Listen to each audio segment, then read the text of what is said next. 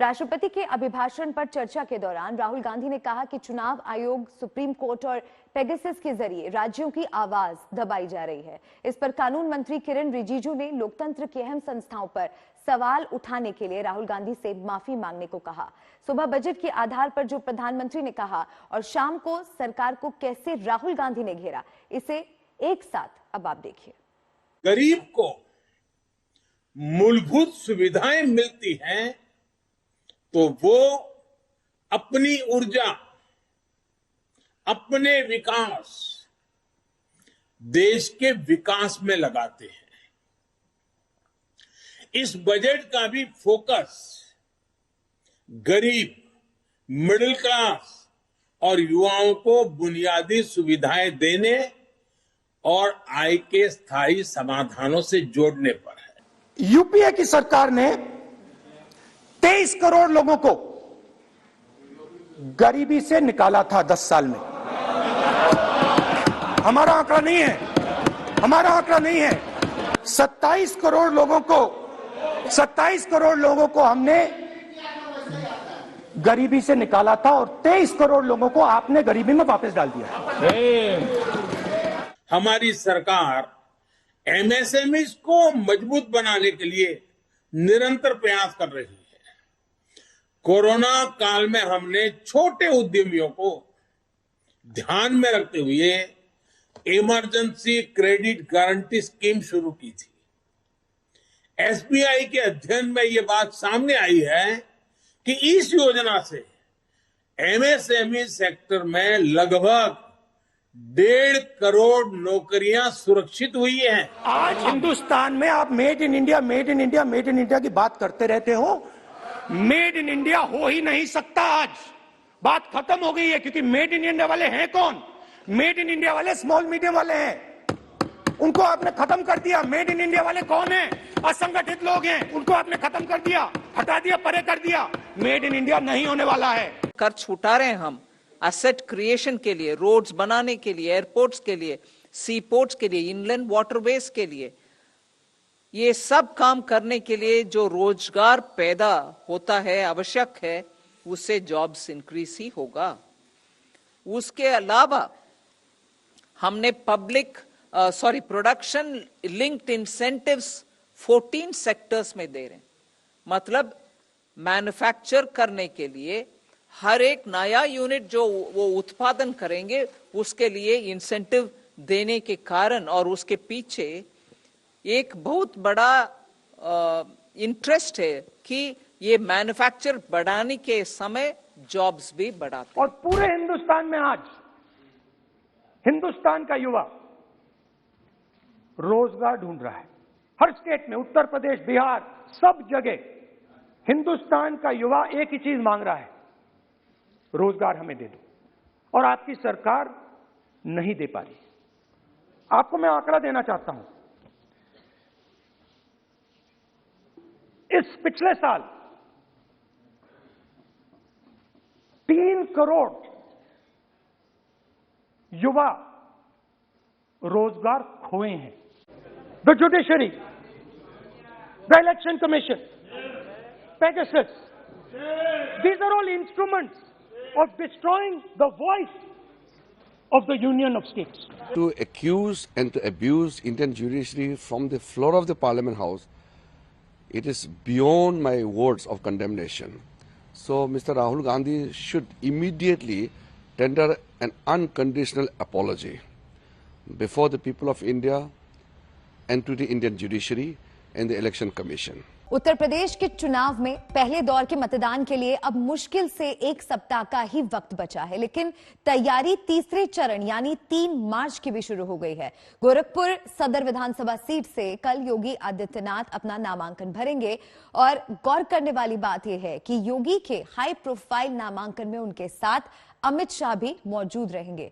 योगी से पहले deputy CM Keshav Prasad Maurya भी आज सिराथू सीट से पर्चा भरेंगे, जहां उनके साथ होंगे जेपी नड्डा।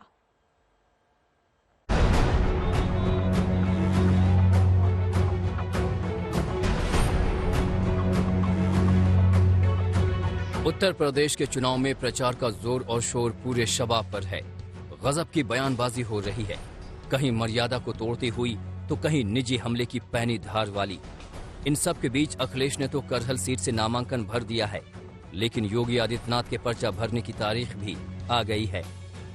4 फरवरी यानी शुक्रवार को मुख्यमंत्री योगी आदित्यनाथ गोरखपुर सदर सीट से अपना नामांकन भरेंगे। खास बात यह है कि पर्चा भरने के दौरान गृह मंत्री अमित शाह भी योगी आदित्यनाथ के साथ खुद मौजूद रहेंगे। गोरखपुर में छठे दौर में यानी 3 मार्च को मतदान होना है। इसके लिए 4 फरवरी से ही नामांकन की प्रक्रिया शुरू हो रही है, जो 11 फरवरी तक चलेगी और पहले दिन ही योगी गोरखपुर सदर से अपनी दावेदारी को कागजबद्ध करेंगे। योगी के नामांकन के लिए प्रशासन और पुलिस ने भी अपनी तैयारी पूरी कर ली है। सुरक्षा की व्यवस्था ऐसी कि परिंदा भी पर नहीं मार पाएगा। पूरे कलेक्ट्रेट परिसर को सीसीटीवी से भी लैस कर दिया गया है। नामांकन की सभी तैयारियां पूर्ण कर ली गई हैं, बैरिकेटिंग इत्यादि पूर्ण कर ली गई है। साथ ही सभी कक्ष में, गैलरी में और जो भी आसपास का हमारा एरिया है, सभी जगह के लिए सीसीटीवी कैमरे इंस्टॉल कर दिए गए हैं। जो भी यहाँ आएगा सभी सीसीटीवी कैमरे की नजर में रहेगा। इसमें जो भी मॉडल कोड ऑफ कंडक्ट में है आदर्श आचार संहिता, उसमें जो भी है उसका पूरा पालन कराया जाएगा और उसी को अनुपालन कराने के लिए हम ये भ्रमण करके निरीक्षण कर रहे हैं। सुरक्षा के लिए जो है फोर्स लगाई जाएगी, बैरियर्स तो फोर्स लगाई जाएगी, जहाँ जहाँ बैरिकेडिंग है वहाँ फोर्स लगाई जाएगी। गोरखपुर सदर विधानसभा सीट के लिए मुख्यमंत्री योगी आदित्यनाथ अपर जिला अधिकारी के रूम नंबर 24 में नामांकन दाखिल करेंगे। हालांकि इसके पहले वे संसद रहते हुए जिला अधिकारी के कक्ष संख्या 1 में पर्चा दाखिल करते रहे हैं। नामांकन के वक्त योगी के साथ अमित शाह का मौजूद होना ये बता रहा है कि आगाज धमाकेदार होने वाला है, तो वैसे ही अंजाम की भी उम्मीद है। पर्चा भरने से पहले खुद योगी प्रचार में विरोधियों पर मानो आग उगल रहे हैं। मैं आपको याद दिलाने के लिए आया हूं, भाइयों बहनों, 2013 में जब मुजफ्फरनगर का दंगा हुआ था और सचिन और गौरव नाम के 2 जाट युवकों की निर्मम हत्या हुई थी, लखनऊ वाला जो लड़का है ना, इस सत्ता में था और तब हत्या करवा रहा था, हत्यारों को प्रश्रय दे रहा था, दंगाइयों को लखनऊ में बुला करके उनका सम्मान कर रहा था। एक गर्मी जो अभी किराना में और मुजफ्फरनगर में कुछ जगह दिखाई दे रही ना, ये सब शांत हो जाएगी इसके बाद, क्योंकि गर्मी कैसे शांत होगी ये तो मैं मई और जून में भी इसको बहुत शिमला बना देता हूं। अमित शाह भी पूरे यूपी में घर घर प्रचार करके बीजेपी राज और योगी के अच्छे कामों का हवाला देकर पार्टी के लिए वोट मांग रहे हैं। ऐसे योगी के साथ बीजेपी के चाणक्य कहे जाने वाले अमित शाह का होना यकीनन उनके हौसले को ऊंचे आसमान तक ले जाएगा। इधर योगी से पहले डिप्टी सीएम केशव प्रसाद मौर्य भी आज सिराथू विधानसभा सीट से अपना नामांकन दाखिल करेंगे। कलेक्ट्रेट में पर्चा भरने के दौरान केशव प्रसाद मौर्य के साथ बीजेपी राष्ट्रीय अध्यक्ष जेपी नड्डा और यूपी के बीजेपी प्रभारी धर्मेंद्र प्रधान भी साथ मौजूद रहेंगे। मतलब साफ है कि बीजेपी ने चुनावी समर में फतह के लिए अपनी कमर कस ली है। गोरखपुर से गजेंद्र त्रिपाठी के साथ आज तक ब्यूरो। चुनावी राजनीति की ऐसी गर्मी बढ़ी है कि सियासी थर्मामीटर टूटने की कगार पर आ गया। पहले चरण के चुनाव में गिने गिने 7 दिन बचे हैं और पहले चरण को जीतने के लिए सभी दलों ने पूरा दमखम लगा दिया है। इस दमखम में जुबानी जंग तेज है। कोई कह रहा है कि गर्मी निकाल देंगे तो कोई कह रहा है कि चर्बी उतार देंगे।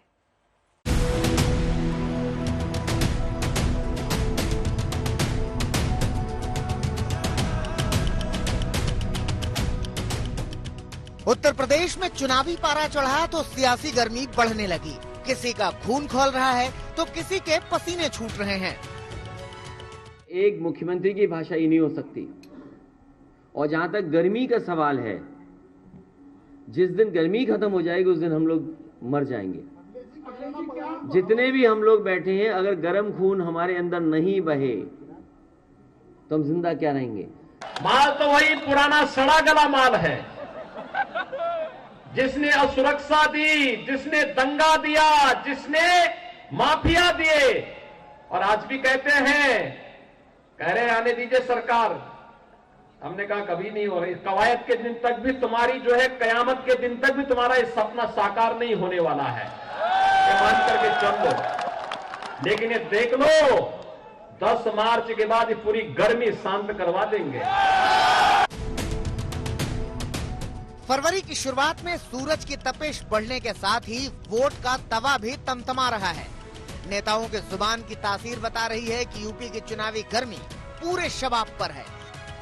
ये वो धमकी किसको दे रहे हैं? ये क्षेत्र को जानते ही नहीं है। यहाँ हम जितना हमें धमकाएंगे और डराने की कोशिश करेंगे उतने हमें ताकत बढ़ेगी। ये तो अनुमान है। यहाँ आप इन्हें और भड़का के जा रहे हो। तो ये तो पहले ही गर्म थे, आपने और गर्म कर दिए, और इस गर्मी का लाभ हमें मिलेगा और ये गर्मी उनको सत्ता से बाहर करेगी। सोशल मीडिया में अपने हिट हुए गर्मी वाले डायलॉग को आज एक बार फिर योगी आदित्यनाथ ने दोहराया तो उधर जयंत चौधरी चर्बी उतारने की बात करने लगे। माल तो वही है, लिफाफा नया है। माल तो वही पुराना सड़ा गला माल है। जिसने असुरक्षा दी, जिसने दंगा दिया, जिसने माफिया दिए, और आज भी कहते हैं, कह रहे आने दीजिए सरकार। हमने कहा कभी नहीं हो रही। कवायद के दिन तक भी तुम्हारी जो है, कयामत के दिन तक भी तुम्हारा ये सपना साकार नहीं होने वाला है। ये मान करके चल लो, लेकिन ये देख लो 10 मार्च के बाद ये पूरी गर्मी शांत करवा देंगे। योगी बाबा जो कह रहे हैं कि इनकी गर्मी निकाल दूंगा और मई जून में शिमला जैसी ठंड हो जाएगी, मुझे लग रहा है कि पिछले हफ्ते जो एक शीत लहर आई थी, इनका माथा बहुत बड़ा है, इन्हीं को ठंड लग गई। जयंत चौधरी ऐसा भर भर के वोट दो, ईवीएम की मशीन को ऐसा भर के दो, नलके के बटन, हैंडपंप के बटन को ऐसा दबाओ कि भारतीय जनता पार्टी की जो चर्बी चढ़ रही है, सारे नेताओं की चर्बी उतार दो आप। सियासत पश्चिमी उत्तर प्रदेश की है। सियासत जयंत चौधरी और जाट वोट बैंक की है। ऐसे में योगी आदित्यनाथ ने यूपी के 2 लड़कों के पुराने फ्लॉप फॉर्मूले की याद दिलाई तो अखिलेश ने अपनी जोड़ी को सुपरहिट बताया। ये जो 2 लड़कों की जोड़ी आई है ना,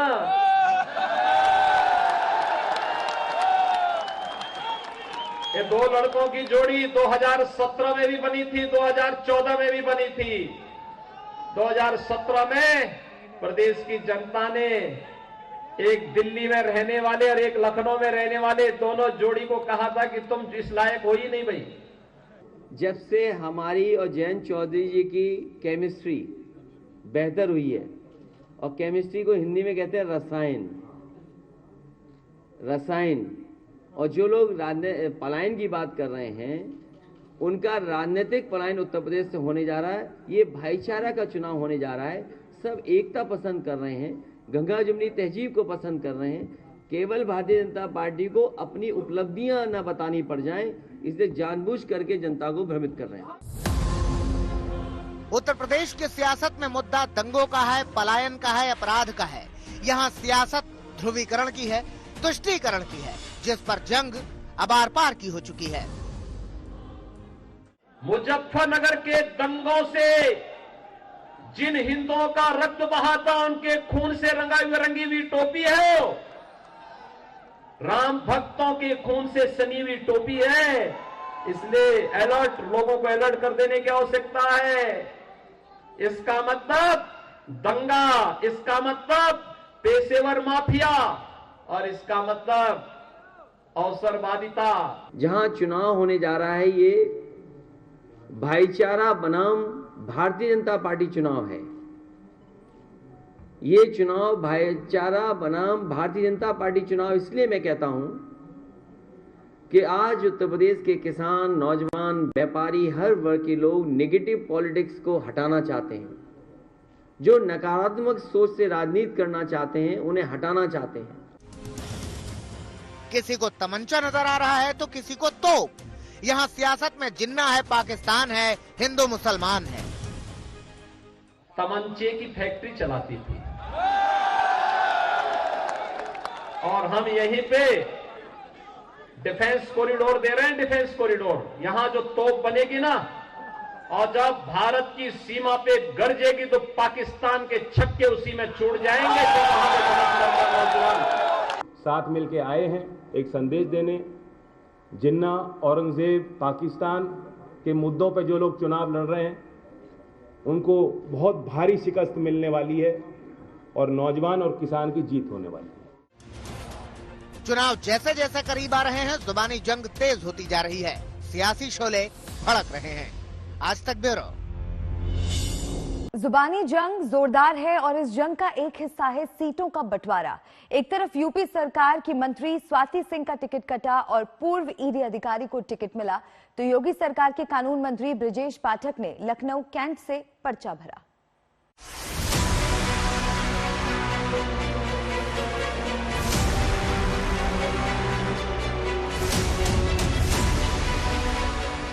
अब लग रहा है कि उत्तर प्रदेश का चुनाव धारदार हुआ है। कब कहां किसे टिकट मिल जाए और कब कहां किसका टिकट कट जाए, कुछ नहीं कहा जा सकता।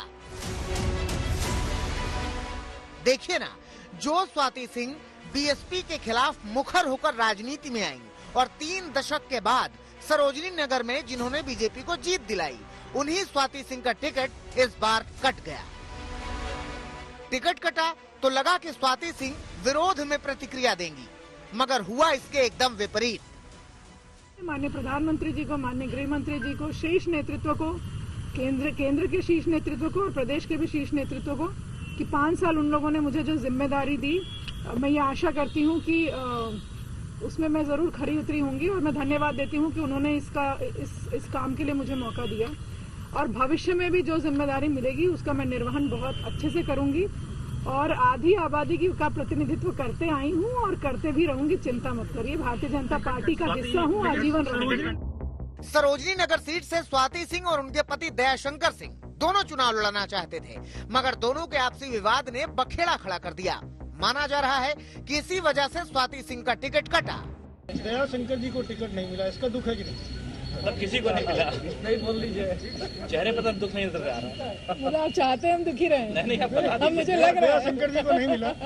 मुझे लगता है दयाशंकर जी के विषय में आप उनसे पूछेंगे तो ज्यादा अच्छा रहेगा। पत्नी का टिकट कट गया, मगर दयाशंकर के चेहरे पर शिकन तक नहीं आई, बल्कि वो खुश दिखे। ना आपको टिकट मिला, ना आपकी पत्नी को टिकट मिला, आप खुश हैं या दुखी हैं? नहीं, देखिए, पार्टी का निर्णय पहले भी पार्टी ने कहा कि पत्नी को लड़ाओ, तो हम पत्नी को लड़ाए। मैं पहले भी कहा था कि पार्टी जिसको लड़ाएगी हम लोग लड़ाएंगे और आज पार्टी ने राजेश्वर सिंह जी को सरोजनी नगर से टिकट दिया है और राजेश्वर सिंह जी एक अच्छे अधिकारी हैं। सवाल किया गया कि क्या वो चाहते थे कि स्वाति सिंह का टिकट कट जाए। आप तो लगे थे कि टिकट उनका कट जाए। नहीं, कभी नहीं।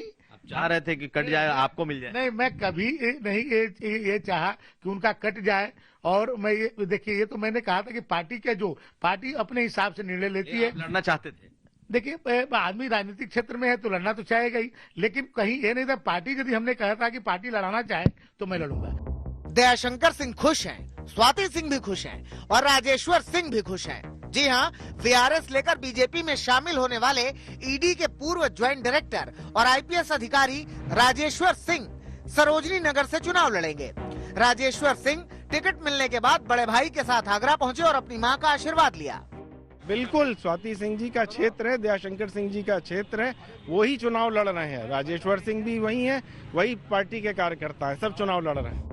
वैसे लखनऊ में उलटफेर परिवार से बगावत कर बीजेपी में शामिल हुई अर्पणा यादव के साथ भी हुआ।